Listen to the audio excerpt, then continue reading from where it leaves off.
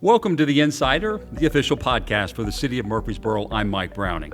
Well, as the fast-growing City of Murfreesboro grows outward in all directions, so do challenges for commuters and city engineers working to reduce traffic congestion and enhance traffic flow. Our topic today, road projects on tap for 2022, with Infrastructure Executive Director Chris Griffith, who joins us from the City Council chambers. Thanks for being with us, Chris. Thanks, Mike. I appreciate you having me on. It's always a hot topic.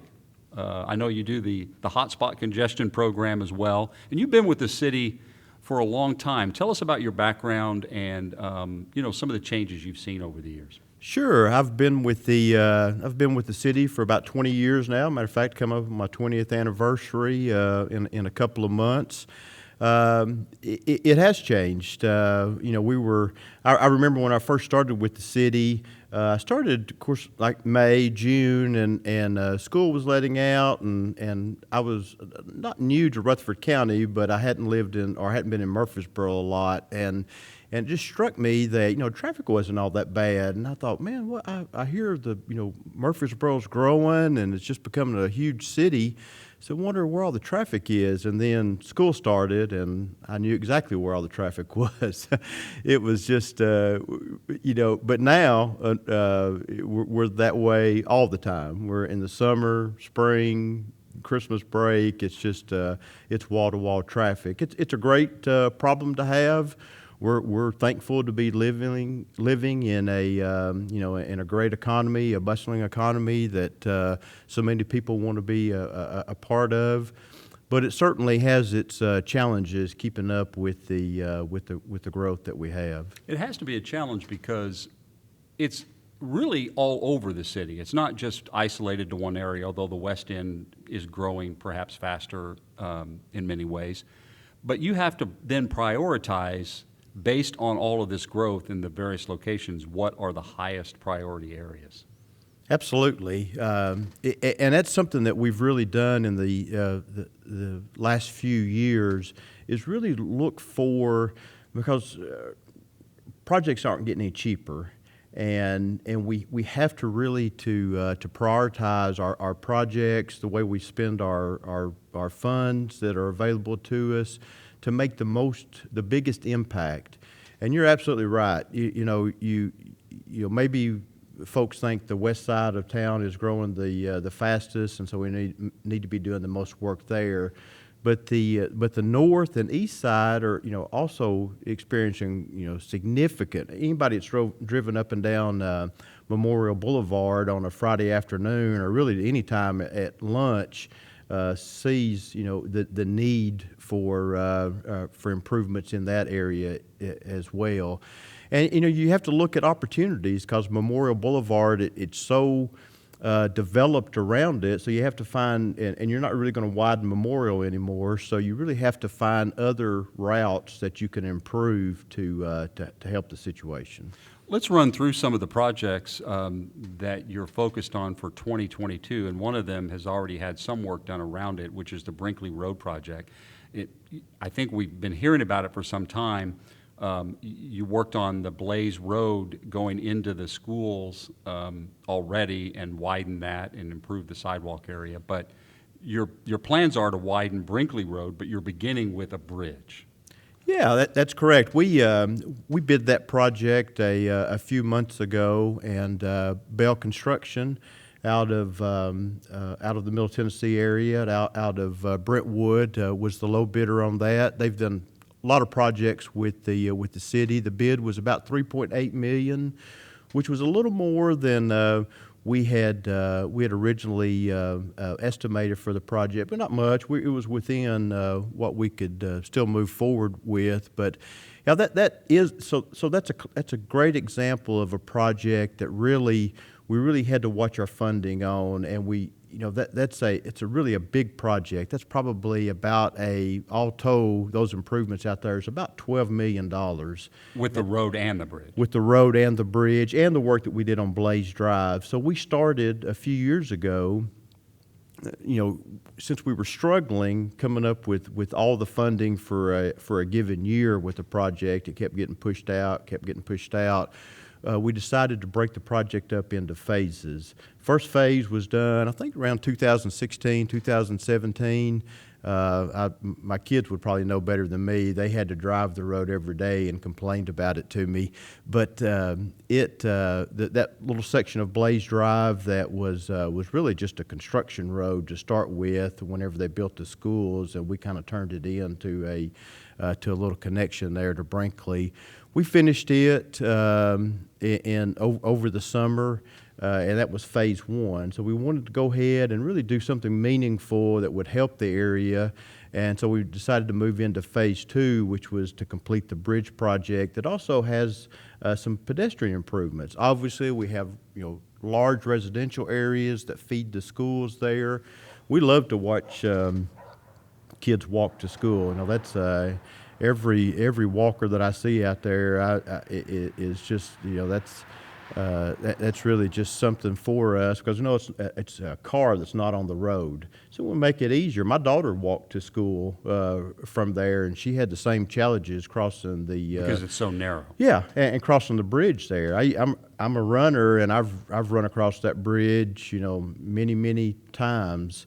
And just having to watch for traffic. So we're excited about it includes a multi-use trail, so kids can ride their bicycles as well. Underneath the bridge?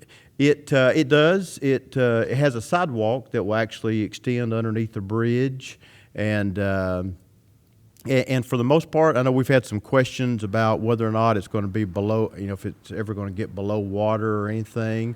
It will in the periods of high rain, just like a lot of our greenway trails around town get below water from time to time. Of course, there'll be signs up warning people of that. But most of the time, and especially most of the time during the while school's in, we believe that it'll be usable and be very helpful to the kids not having to cross the road there. Another is the Chaffin Lane, a turn lane, which is, I think, the area that has a busy shopping area. The Old Fort Parkway jams up during shopping time, especially on the weekends.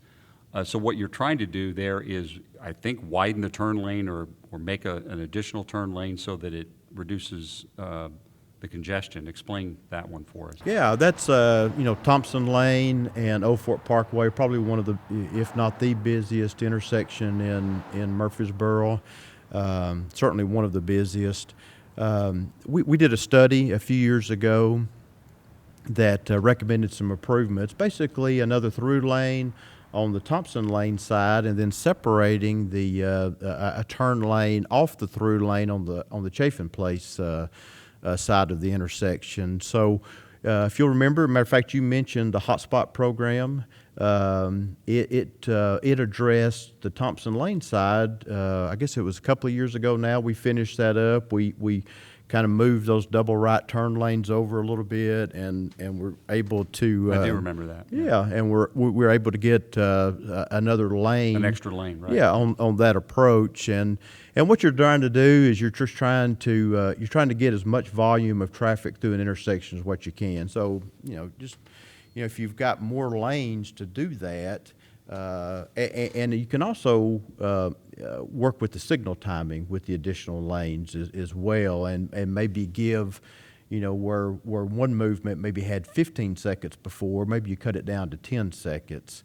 Of course, always on that, Old Fort Parkway is going to get the preferential treatment just because the volume is so high right there at the interchange. But yeah, we're actually working with the service station there. We have a little bit of right of way we need to purchase from them. We're going to appraise that, and that's that's really I won't say an issue, but that's something we have to go through on most projects, even on the Brinkley Road projects. The city. We absolutely want to be fair with people on what we pay them, so we bring in an independent appraiser that comes in, appraises the property. We make the offer. Of course, they review the offer. They're able to get their own appraisal if they want to, or want to dispute the offer for some reason. And so that's a fairly lengthy process that just, especially if you're dealing with, like the Bradeville Pike project that's got 150 tracks on it, you can imagine having to go through every one of those property owners and addressing their questions and everything. That's a process the public doesn't normally see. They don't really fully understand all that goes into the right-of-way issue and the purchasing. You're right, Mike. I'm surprised on. We just had a public meeting on the Beasie River Rock connection, and of course, as part of that public meeting, we show some of the property owners that come how much right-of-way that we're going to need from their property, and I'm really surprised. I guess I shouldn't be, but a lot of times they'll ask, they say, well, are you just going to take that from me? And I said, no, we don't. The city doesn't just take property from people. We absolutely, go through the appraisal process. And that's not only buying the right-of-way, but that's also looking at any impact that what we're doing has on the rest of the property. Say we're splitting a piece of property, and whether or not that affects the value of either one of those properties. Well, while you're on that, let's talk about that Beasie Road connection. That's over near Costco and Lazy Days and that area, and you're going to build a connector that will go over the Stones River. That's correct. Yeah, we started. Well, really, it was called out in the 2040 Major Thoroughfare Plan. We desperately need connections across the river, and then also across the interstate I-24. Most of our bridges across I-24 have been turned into interchanges, which we needed them. I mean, we need access to the interstate, and so we can go to Nashville or go back to Chattanooga and Atlanta. But it really hurt folks that are just trying to get into downtown Murfreesboro. And the west side of town is growing very, very fast. So this Beasie Road River Rock connector is really going back again to phases on projects. This is really the first phase of a project that will get the River Rock, Cason Lane, will give them additional access across I-24 rather than going, through Old Fort Parkway or New Salem Highway. So this is the first one. It will be a bridge over the Stones River. For now, it will just go from River Rock to Beasie. The next phase of the project will actually take it across I-24, and eventually will wind up. You can either go to Bridge Avenue or to New Salem. Without ever going through the New Salem interchange. And I think you said before that one of the major goals, if not the major goal, is to alleviate pressure on Cason because it's so congested. Oh yeah, it's definitely, it's our worst intersection in town, and we're constantly looking for ways. Matter of fact, the public meeting I told you about, we did get some questions about the River Rock Beasie connection, but we also got a lot of questions about improvements to Cason Lane and Old Fort Parkway there, and we're constantly. Matter of fact, we're finishing up a study, trying to work with TDOT to actually get an additional lane on either direction on Old Fort Parkway.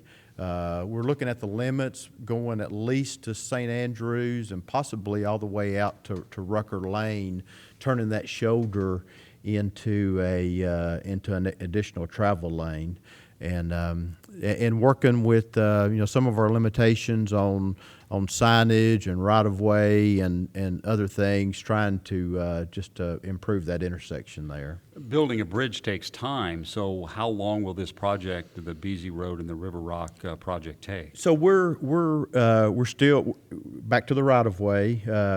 We just finished the public meeting on that, so our next step will be to purchase right of way. It's not a whole lot of tracks involved with it, and really the biggest tracks we already have access to, because of course the bridge will take the longest. It should be about a 2.5 year project. and it's scheduled to start later this fall. But by the end of the year, we should be at construction on it. And then there, Rucker Lane, you've already been working on one phase of that and finished, and then a new phase is beginning. Yes, same deal. Well, two things with that. We wanted the residents to have an alternate route because Rucker Lane doesn't drain real well now, and so we were having to elevate the road in order to get the drainage out. Well, if you elevate the road, especially a two-lane road, we're going to have one-way traffic on that, and we're going to have to route people back a different direction. So in order to do that, we wanted to do phase one, which gave them a connection back to Veterans Parkway. We were able to close a little section of it there for a few months. Folks were very patient with us as far as while that closure was, but it was. Next phase is going to be very, very similar. It's going to be road closures, one-way traffic, all of that. But we're doing some other stuff to kind of. We're hoping that will expedite the work, and we'll be able to get done a lot quicker and get out of there. But it's still a two-lane or two-year project at least, and that was a project that for the longest time we had as one project, but that was $12 or $13 million. It's difficult to fund that much All at one time. all at one time. So we broke it up into phases. First phase was about $2 million or so. Actually, it came in well under budget than what we had, and so this next phase is set to be about $8 or $9 million. We try to keep our phases basically less than $10 million per section. Rucker Lane and Brinkley Road are examples of a city when it's growing, it grows out into the rural areas, or what would be the county at one time. And so you have county roads with ditches, and they're not to the level of a city standard. And you have those all over the city. So as we grow out, that's constantly having to be done. It served its purpose when they were county roads, when maybe had a few hundred, maybe 1,000 cars traveling on it then. But now, when you get up to 5,000 to 10,000 cars, you get high residential areas that folks that want to get out and walk with their kids places. We need the sidewalks. Of course, if you need sidewalks, then you're going to have to do underground drainage with that. So we're really just trying to bring as many of the amenities to our residents as we can. Not only a safe road to travel, but also folks that like to get out and jog and walk or even bicycle to areas to allow them to do that. Is it right to assume that there is a certain type of method that you go through when you're looking at a road that is increased in traffic flow or the number of cars that are on it? And, a lot of times people see those cords that go across a road as they're counting the number of cars, I guess, that are going through the area. At some point, then you look at that and you go, that's at a level where we need to improve the roadway. I mean, explain that process, how that works. Most of absolutely, we do it both ways. We do counts, a lot, especially at intersections where we're looking at adding turn lanes, looking to maybe to change the signal timing or something. A lot of what we do on our actual road projects. A lot of our capital improvement projects is born in our major thoroughfare plan. Now it's the 2040 major thoroughfare plan. So they take known counts that we have or known counts that TDOT has, and they make a model of the our entire transportation system, and really they just look for where our weak spots are. When you say they, are you talking about the planning department in conjunction with a consultant, or how does that? It is a planning level document. The planning department works with us on that, and when I say they, it's a consultant. We just completed that, I guess maybe 2 or 3 years, or actually 3 or 4 years ago now. It was an update to the, so we do that about every 10 to 15 years, or about every 10 years, actually. We kind of look at that document and kind of update it, just to, make sure we're on the right track, make sure that, we haven't experienced growth in the area that we weren't really expecting, maybe. An area just, a big development come in and some other smaller developments come in around it, and, we were just something we weren't expecting. Well, it's interesting you say that, because the next one that I wanted to talk about is an example of that, New Salem, or Highway 99. Now, of course, TDOT is involved in that because it's a TDOT roadway. But because of all the growth going out in Rockvale, and that was essentially a 2-lane at one point, that had to be expanded to catch up with all the growth. But it was in phases, and one phase is completed that's, I guess, west of I-24. But then you're moving in, or they will be moving into the section east of I-24, which is, I would say, would be somewhat problematic because it's really almost in the city, or it is in the city. Yeah, almost. Absolutely. That's going to be a tough section to build. Matter of fact, TDOT, they were set to move on that a few years ago, and actually backed off of it because, if you'll remember, that's when the Broad Memorial interchange was going on, and a lot of folks were using New Salem and Old Salem as an alternative, to get downtown and to move around, and they felt like with the work that was going on with the bridge over Broad, that really that it would just break down our traffic to more than what we could stand, and so they backed up a little bit on that, and then as soon as Bridge over Broad was complete, they started with phase 1, which is the section basically from I-24 back out to Cason Lane. The section you're talking about now will be primarily from Middle Tennessee Boulevard back to Old Fort Parkway. It's about a $15 million project. The state feels like they can get it done by the end of next year. Just my experience with utilities and the congestion in that area, I wouldn't be surprised if it didn't extend into 2024 before they're able to finish that. And we should see it starting soon. Oh yeah. They've actually started placing. You can always tell they start placing the silt fence, start seeing marks on the ground. I was out there just yesterday and noticed that some of that stuff had started occurring, and it's I think I mentioned it's a $15 million project, so it's a big it's a big project for us. The next phase on that, and it'll be close to whenever they get done with this one. The next phase will be from Cason Lane out to Veterans Parkway, which is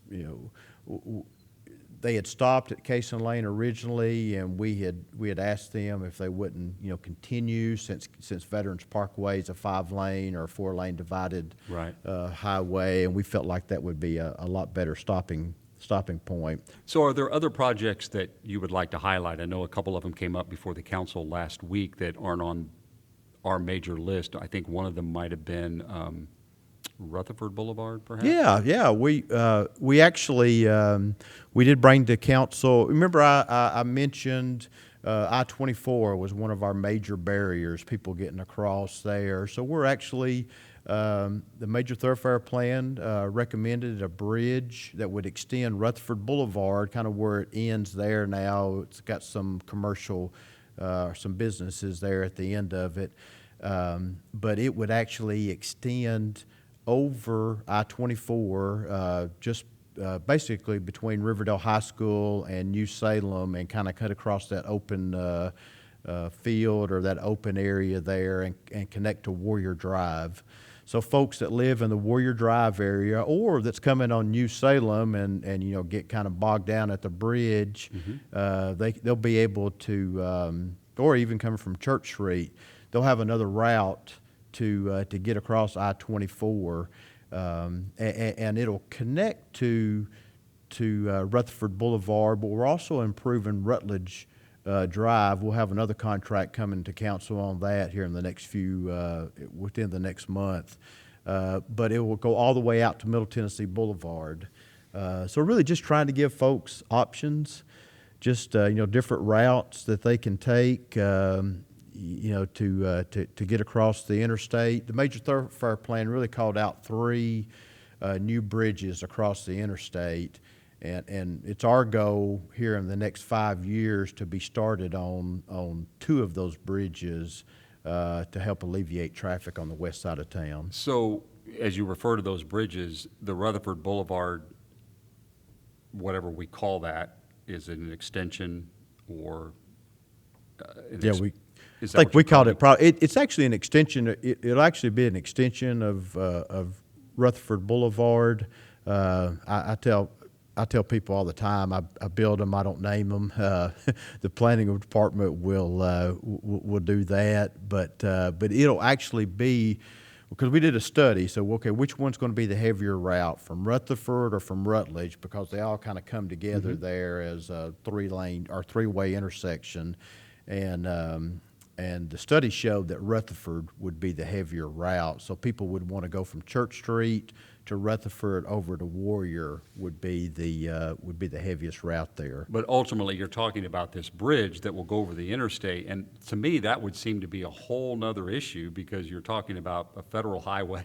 Yes. You're going over it. I mean, I don't know if we really want to get into all that, but that's going to take a whole nother level of construction. Well, you just think about the traffic on I-24 and the safety involved with it, and the fact that a local municipality would be heading up a project that would take, usually those are almost always state-led. Right. But we've already been in discussions with TDOT, and we've got a great consultant on that does a lot of state work. Before I came to the city, I designed projects for TDOT, so I'm familiar with the interchanges and the bridges and stuff, and so it'll be a good project. We'll get some assistance on it from consultants that that do that type of work, kind of like what I did before, and we're looking forward to kind of expanding our traffic network there. And so the thinking is, 5 years from now, or how long before you'll see cars flowing over a bridge? Oh, I hope. So right-of-way is not as big of an issue on that project. So I would hope that we would be at construction on that project sometime next year.